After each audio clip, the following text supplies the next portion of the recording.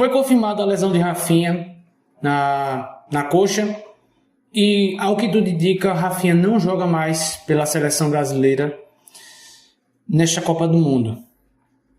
E eu vi, depois que saiu essa notícia, tanto no Instagram como no X, o antigo Twitter, muitas pessoas comemorando esse fato e muitos ainda apontando como reforço a lesão do Rafinha. Baseado nisso, eu encontrei uma página muito interessante, que aliás é minha, já meio que uma propaganda para você seguir lá no Instagram, a minha página, a EAFutebol 10.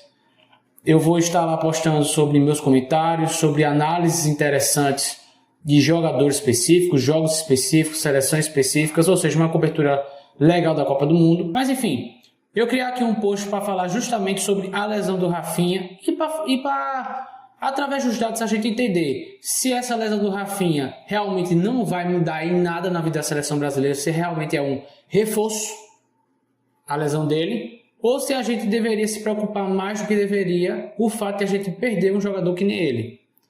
Antes de eu entrar nesse assunto, por favor, cara, eu sei que é chato, mas se inscreve no canal, deixa seu like para poder me ajudar, para você receber também os próximos conteúdos.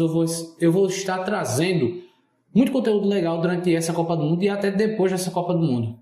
Fechado? Então, para começar aqui, estatísticas e números do Rafinha na temporada 25-26 pelo Barcelona. Temporada que foi um pouco acidentada por causa de lesões. Rafinha perdeu muitos jogos nessa temporada, mas mesmo assim ele conseguiu, em 33 partidas, marcar 21 gols e 7 assistências. Rafinha nunca deixou de ser importante para o Barcelona, principalmente falando de La Liga e Champions League, que são as principais competições que o Barcelona disputa. E em números de Rafinha com a seleção brasileira, Rafinha que estreou pela seleção brasileira, salvo engano, no dia 8 de outubro, 7 de outubro de 2021, num 3-1, também salvo engano, contra a Venezuela. Depois eu vou deixar as imagens para confirmar aí. E desde então, em 39 jogos, ele fez 11 gols e deu 8 assistências com a camisa da amarelinha, que basicamente está quase que meia participação em gol por jogo pela seleção. Na temporada atual do Barcelona, no 25-26, juntando La Liga e Champions, não estou considerando aqui amistosos ou Supercopa da Espanha, porque os números pelos sites que eu pesquisei, não eram tão confiáveis. Então me prendia realmente àquilo que eu tinha certeza. E em La Liga e Champions, na La Liga, o Barcelona, quando o Rafinha esteve em campo, foi 90,9% de aproveitamento, um aproveitamento absurdo. Rafinha fazendo muita diferença em La Liga. E em Champions também, que no caso nessa temporada atual foi 71,4% de aproveitamento do Barça quando o Rafinha esteve em campo, juntando as duas médias, 81,2%. E nessa mesma temporada, o Rafinha, quando não jogou pela La Liga e Champions, na La Liga, o desempenho cai bruscamente de 99,9% para 68,8%. E maior diferença talvez ainda é na Champions, cara, que 71,4% cai para 40%, cara. A média de 54,4%, quase 30% a menos. E o Rafinha realmente fez muita falta nas eliminatórias, principalmente contra o Atlético de Madrid, quando o Barcelona sucumbiu e acabou sendo derrotado pelo segundo maior time de Madrid. A diferença, no caso, com Rafinha, 81,2% e sem Rafinha, 54,4%. Mas, e na seleção brasileira? Com Rafinha em campo desde que ele estreou, são 40 jogos. Sim, e também para ressaltar uma coisa, eu estou colocando aqui com base no SofaScore uma média de 40 jogos, porque tem algumas fontes que divergem, tá? Então, pode ser que esse dado não esteja 100% preciso, Porém, para a gente ter uma base, uma média, eu estou colocando aqui, tá? Com 40 jogos, 23 vitórias do Brasil quando o Rafinha esteve em campo, 10 empates e 7 derrotas, com aproveitamento de mais ou menos 65,8%. Já a seleção brasileira sem o Rafinha, são 17 jogos que ele não jogou sendo poupado ou não sendo colocado, seja por lesão, opção técnica, enfim. 17 jogos, 9 vitórias, 4 empates e 4 derrotas, com aproveitamento de 60,8%. Aqui já não é uma diferença tão grande em comparação ao Barcelona, mas querendo ou não, o desempenho sim da seleção decai sem o Rafinha em campo, certo? E aqui ficou um pouco cortado por causa da versão para computador, mas o que eu basicamente falei nessa última imagem é que sim, o Rafinha merecia as críticas que estava recebendo pelo seu mau desempenho nos últimos jogos na seleção. Porém, o Rafinha, ele não é o bagre que as pessoas apontam, cara. E em qualquer seleção do mundo inteiro, perdesse um jogador do nível técnico, o nível de liderança, que vale ressaltar, o Rafinha, um dos capitães do time do Barcelona, ia ser um desastre total. Um completo desastre. Porque o Rafinha é um dos melhores jogadores do mundo. Goste você ou não, tá? Goste você ou não, Rafinha é um dos melhores jogadores, talvez só atrás do Vinícius Júnior hoje, é o melhor jogador brasileiro em atividade, mesmo que isso não se corresponda pela camisa da seleção brasileira. Então, independente de qualquer coisa, sim, eu acho que é uma pena a lesão do Rafinha. E eu acho até meio desumano eu vendo alguns comentários que eu coloquei no início do vídeo, do Twitter, do Instagram, de gente aplaudindo e adorando a lesão do Rafinha. E eu acho que isso é um dos sinais que mostra que, principalmente, a humanidade em si, principalmente nós brasileiros, a gente fracassou em questão de senso de humanidade, cara. A gente realmente parece que não tem mais empatia um pelo outro. E vale também destacar que, para quem tem memória curta, na Champions League da temporada passada, 24-25, o Rafinha não só foi o maior assistente da competição, como também foi o artilheiro da competição. 20 participações em gols do nosso querido Rafinha, cara. E tipo, no resultado final, o Dembélé foi eleito o melhor jogador da Champions League na temporada 24-25, mas isso todo mundo sabe que foi muito devido ao fato que o PSG foi o campeão da Champions. Mas se a gente for falar em números e em desempenho, quem assistiu os jogos do Barcelona na temporada passada sabe que quem merecia levar o prêmio de melhor jogador da Champions era o Rafinha, cara. E até injustiçado foi na bola de ouro. Para mim, o Rafinha deveria ter ficado... Talvez não precisasse ter ganhado, porque abria discussão, porque realmente o Dembélé fez a diferença. Mas o Rafinha merecia, no mínimo, ter ficado no top 3, cara, da bola de ouro da temporada passada. Enfim, ainda não se sabe ao certo qual é o tempo de recuperação, quanto tempo o Rafinha demorará para voltar, mas eu espero que realmente não seja nada grave. Eu torço para que seja uma boa recuperação do Rafinha. E queria apontar também, baseado nos jogos de ontem, uma coisa que me preocupou demais. Querendo apontar aqui primeiro o jogo da Holanda contra a Suécia. Um ótimo jogo de assistir. Eu achei até agora os melhores jogos da Copa. Jogo de entretenimento puro.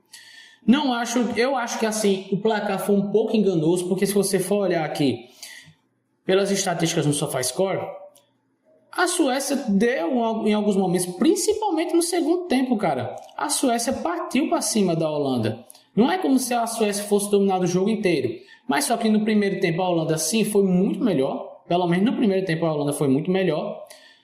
Mas só que você pode ver que no final do primeiro tempo já a Suécia cresce no jogo, começa a causar preocupação já para a Holanda. Só que no segundo tempo, quando volta do intervalo, a Holanda praticamente não, mata o jogo. Aí eles tiram o pé no freio e o resto do jogo é a Suécia tentando pelo menos diminuir o saldo, né, para não se prejudicar em questão ao saldo de gols. E no final foi recompensado com um gol ainda do Elanga, mas também depois tomou outro gol, né? Então meio que não adiantou muito. Mas sim, foi uma ótima partida da seleção da Holanda, principalmente em comparação com a estreia contra o Japão. E os nossos queridos japas desceram o sarrafo na coitada da Tunísia. Os caras estão virados no giraia e praticamente não deu nenhuma margem para que a Tunísia pudesse reagir. Tanto que até os gols, se você for parar para perceber aqui no gráfico, os gols até foram bem distribuídos. É como se fosse a cada mais ou menos 20 minutos saiu um gol do Japão. Então em nenhum momento a Tunísia teve chance e talvez se o Japão tivesse aproveitado mais em algumas finalizações tivesse caprichado mais, aquela bola em cima da linha, aquela defesaça do goleiro da Tunísia tivesse entrado, poderia ser ainda pior.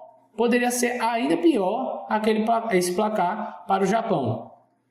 E o que me preocupa é justamente isso, cara, porque independente se o Brasil for terminar em primeiro ou segundo, que é o que provavelmente vai acontecer, seja primeiro ou segundo que o Brasil terminar na disputa contra o Marrocos, um empate garante o Brasil pelo menos na segunda colocação.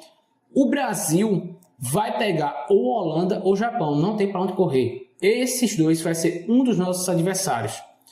Se falar só de nome por nome, a seleção brasileira tem um elenco mais estrelado.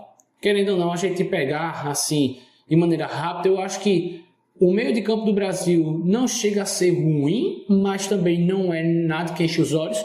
E as laterais, querendo ou não, a gente está com uma safra muito fraca.